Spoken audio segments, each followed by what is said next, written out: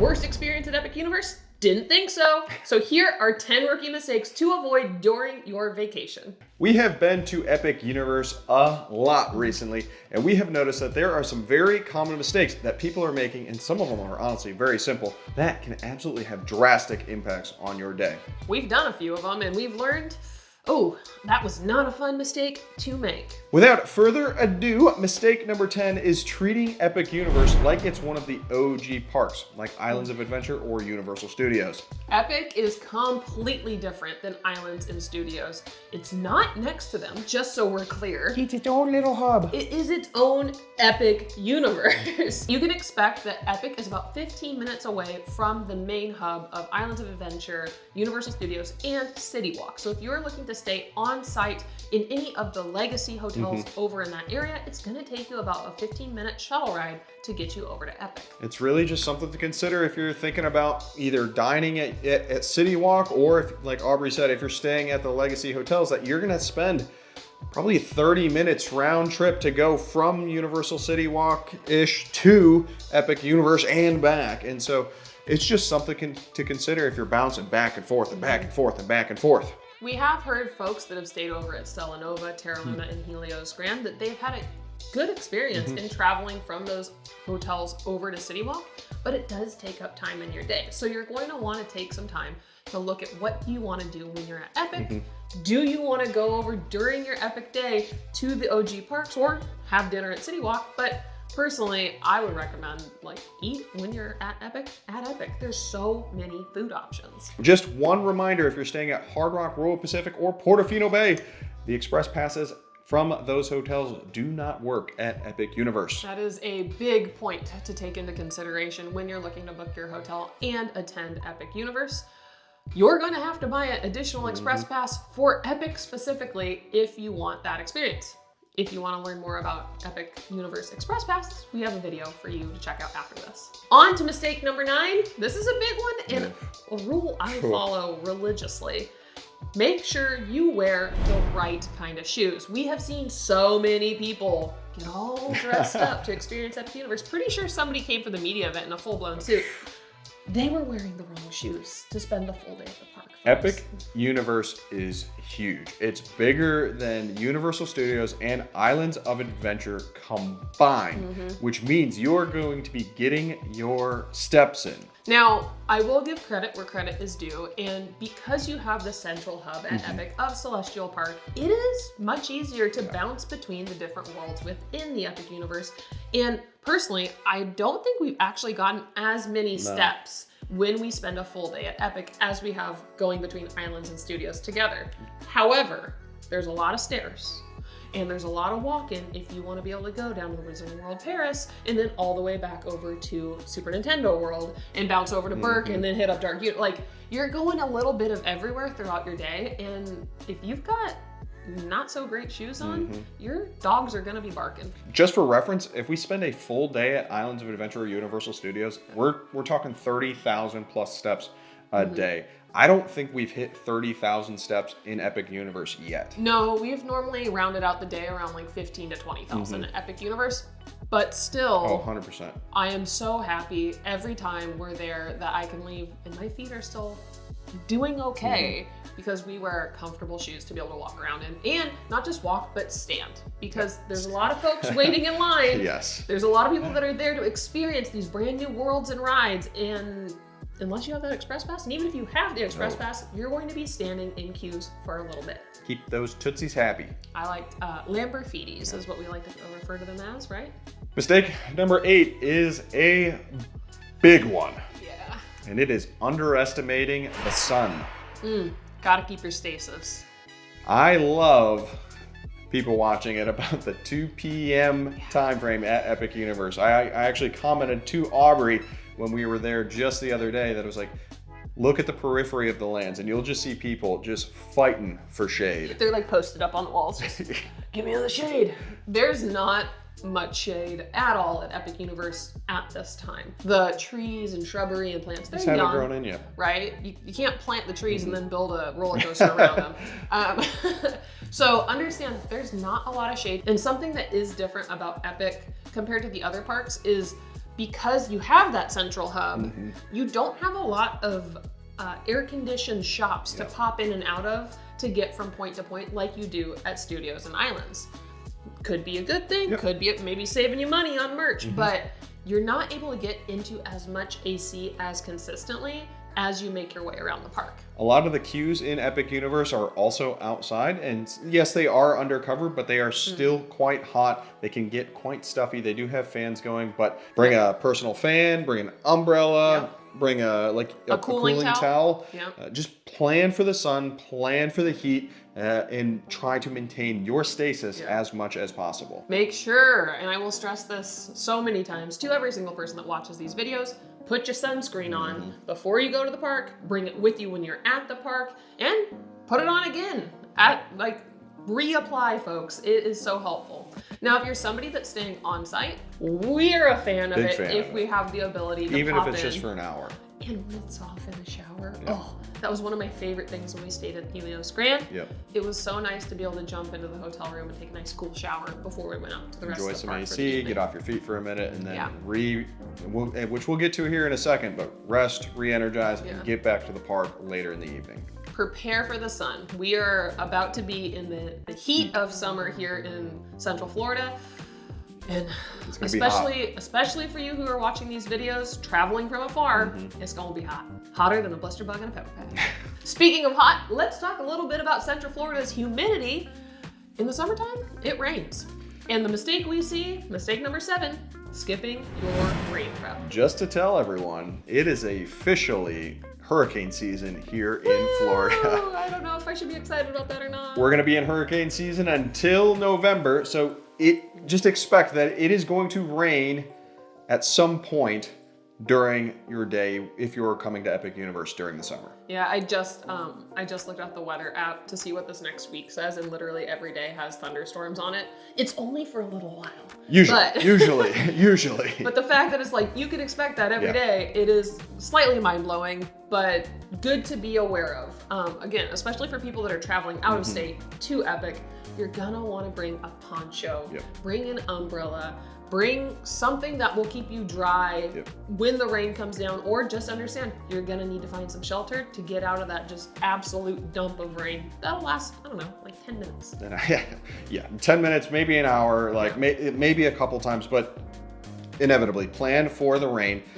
Personally, I like things that you can double up. So like umbrellas, you can use for shade and rain. That's real cool. And so think about things when you're packing that you can utilize for both rain and that blistering hot sun. Yeah, we definitely tend towards umbrellas over ponchos, solely because if I'm standing in the sun, I can at least use that to keep the rays off of me. And when it rains, use it for the rain too. This brings up another great point as it pertains to the rain, and it's planned for the attractions at Epic Universe just in case it does rain. Yeah, Epic Universe has a lot of outdoor attractions, and when it rains, there's going to be weather delays. So if you're looking to go and you're there for 1 day, 2 days, whatever it is in your experience, take a look at the weather for the day and kind of plan your day accordingly. So when that rain's going to come down, you maybe go and eat, maybe go ride an indoor attraction, maybe pop into a show, but understand weather delays are a real thing. They will occur if it rains or lightning or thunder during your trip. A little 10 minutes of contingency planning for the rain will save you a bucket load of stress when you're actually at Epic Universe.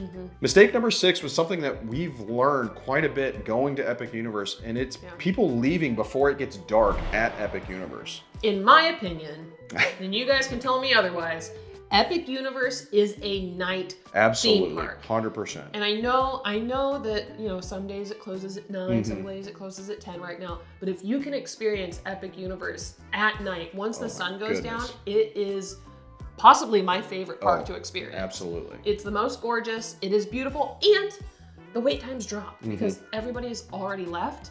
And riding Stardust Racers at night versus other, like there's so many options, but riding that at night it is a whole different experience. We have actually talked quite a bit that we think Epic Universe should be open from 11 a.m. until 11 p.m. just so that we can enjoy more time at Epic Universe once that sun goes down. Tell us in the comments if you think Epic Universe should be a nighttime park. Maybe the Universal gods are out there watching or listening to this video, and we'll see a little bit of a shift. Who knows? Who knows? And tell us in the comments what your favorite attraction is at night at Epic Universe. We're banging through these and on to mistake number 5, which is ignoring the Universal app until it's too late. Oh my gosh. Oh, that's a big one. If you don't have the Universal app downloaded right now, pause this video, Download grab your it. phone, Absolutely. and download it. We can work through this together, folks. The Universal app is critical for your experience at Epic Universe. You've got mobile ordering, you've got wait times, you've got power band stuff that you need to do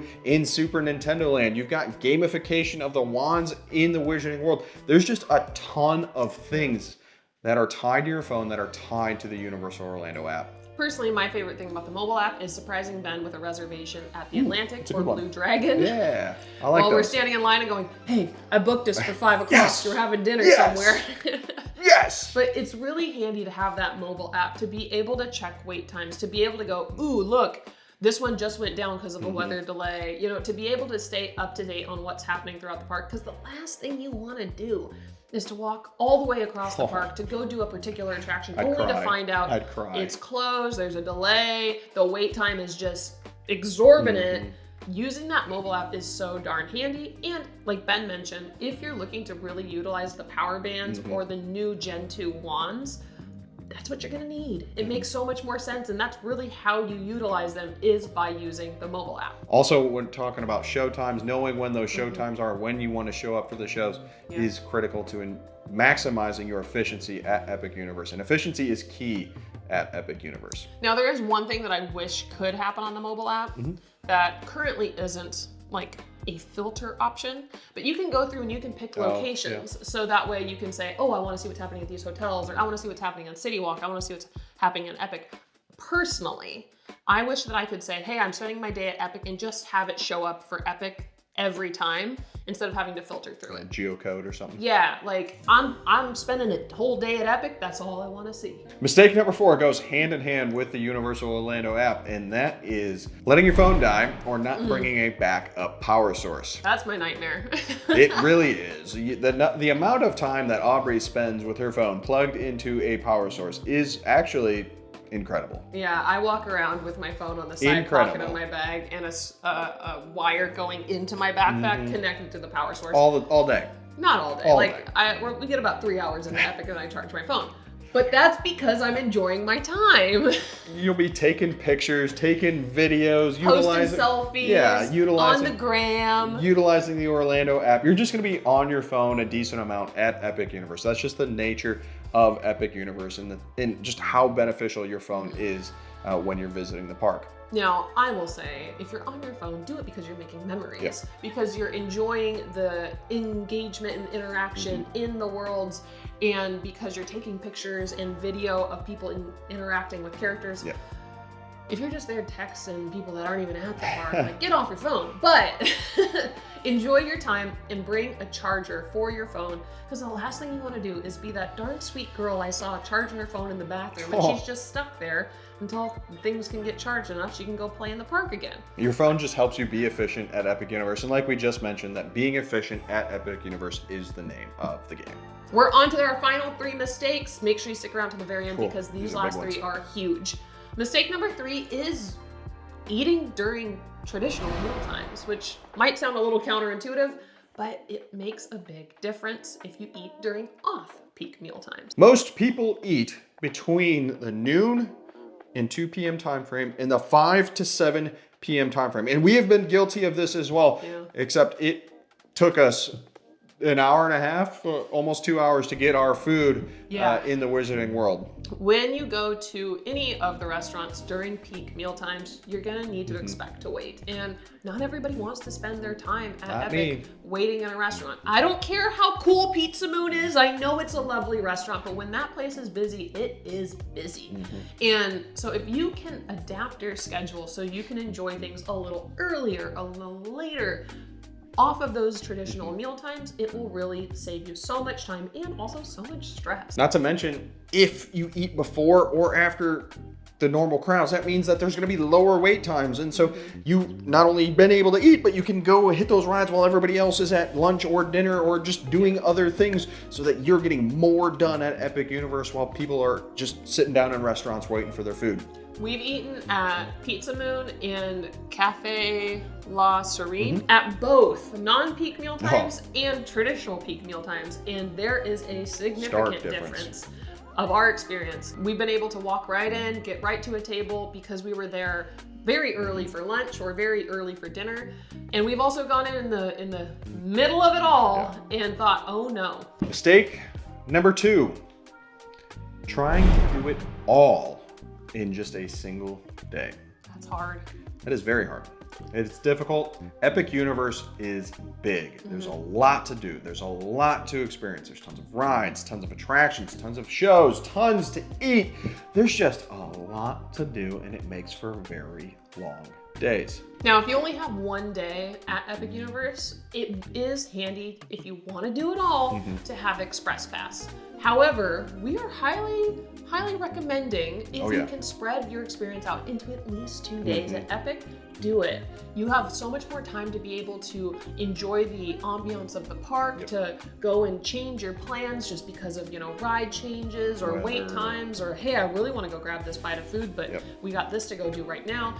Having multiple days to be able to advance your experience is so pivotal. And honestly, 2 days at Epic, it still is almost cheaper than buying 1 day a park ticket and an Express Pass. We did the Express Pass just the other day, and the Express Pass is expensive. It's $200, $290, $300. Like, it's expensive. And even when we utilized our Express Pass, we still weren't able to get it all done in 1 day. It's just nice to be able to kind of like, oh, let's go ride these rides, let's go see those shows, and do it on our timeline versus trying to cram it all in.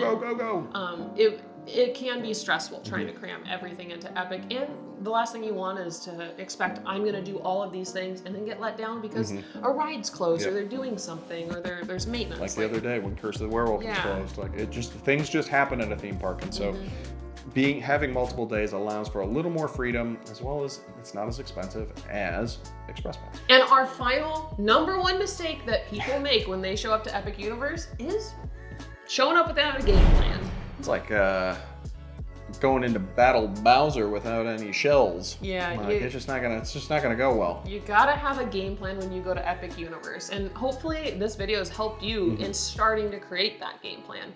We have gone to Epic a number of times now, and we've had a lot of learning throughout for sure this time, and we want to make sure that you have the best experience possible when you go. Prioritize what restaurants you want to go to. Prioritize what rides are kind of musts, nice to skippable rides. Just put a little bit of research, a little bit of planning, and a little bit of contingency planning, just so that you can navigate the parks more effectively and efficiently, like we've been talking about throughout this video. One tip I want to give you guys about Battle of the Ministry specifically, if you have to ride it, which we had to ride it when my parents were here. If that wait time for the ride is significantly high, be sure to jump in line before park closes. Even like an earlier. hour before park closes. So our wait time when we jumped in line for Battle of the Ministry the other night was 120 minutes. And we jumped in around 7:30, 7:45 because they were about to close the queue at 8. The park closed at 9. They have to be able to allow enough buffer to get everyone through that queue and close the park on time. So if you're looking to ride Battle of the Ministry, do a little bit of math, figure out how long that wait time is, and jump in before the ride closes its queue for the evening, which will be before the park closes. If you need help planning your Epic Universe adventures, or you just have a question, feel free to throw them in the comments, join our Patreon, shoot us a message on Instagram, tons of ways to get a hold of us, shoot us an email. We are more than willing to help you out so that you have the best day at Epic Universe possible. Personally, we really love talking to people about Epic, so we'd be more than happy to talk to you. If you got anything out of this video, please subscribe to the channel. It really does help us out. Look forward to seeing you in the next Universal or Epic Universe video. Thanks for watching. Bye.